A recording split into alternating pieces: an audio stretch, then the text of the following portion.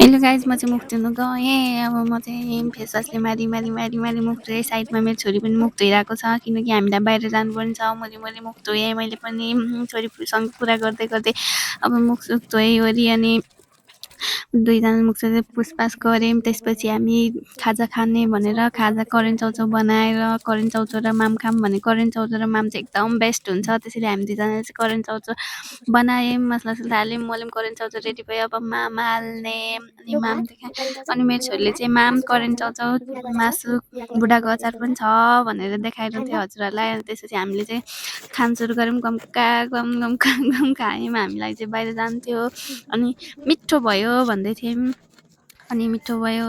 त्यसपछि हामी गमका गम खाँदै खायौँ छिटो हामीलाई बाहिर जानुपर्ने थियो। त्यसैले छिटो खायौँ अनि हामी चाहिँ अलिकति बाँकी थियो। अब यो पनि सकम है भनेर पिरो भइरहेको थियो सुसु र हाहा भइरहेको थियो। अनि त्यसपछि खायौँ गमका गम खायौँ अनि छोरीले पानी पनि खायो।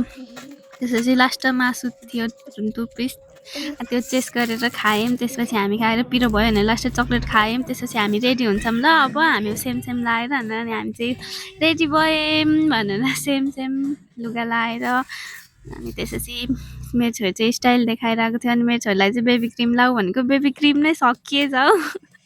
बेबी क्रिम नै सकिएछ। निचारी लगाइदियौँ है। अब हामी नेपाली हो नि त होइन निचारेर लाउने बानी छ। अनि मेरो छोरी चाहिँ बेबी लिप बाम लाउँदै म टिका लाएँ अनि त्यसपछि म पनि लिप बाम लाउँछु कस्तो राम्रो देखेको है भनेर हामी चाहिँ गरिरहेको थियौँ दुईजना। अनि त्यसपछि मेरो छोरी म पनि टिका लाउँछु भनेर टिका झिकेर टिका लाउन थालेँ अनि म चाहिँ बेबी लिप बाम लाएर हेर्नुहोस् न नाटक देखाएर थियौँ गरेर नाटक देखाएर चाहिँ मेरो छोरी पनि गर्दै थियो। अनि मेरो छोरीलाई चाहिँ टिका लगाएको मलाई त्यसो भएन मम्मी भनेर अनि टिका चाहिँ निकालिदिन्छु ल भनेर निकालेँ। अनि त्यसपछि मम्मी तपाईँको जस्तै लिप लाइनर लगाइदिनु न भनेर अनि हुन्छ अब बाहिर जानु लाग्यो लगाइदिन्छु भनेर मैले पनि लिप लाइनर उसलाई लगाइदिएँ।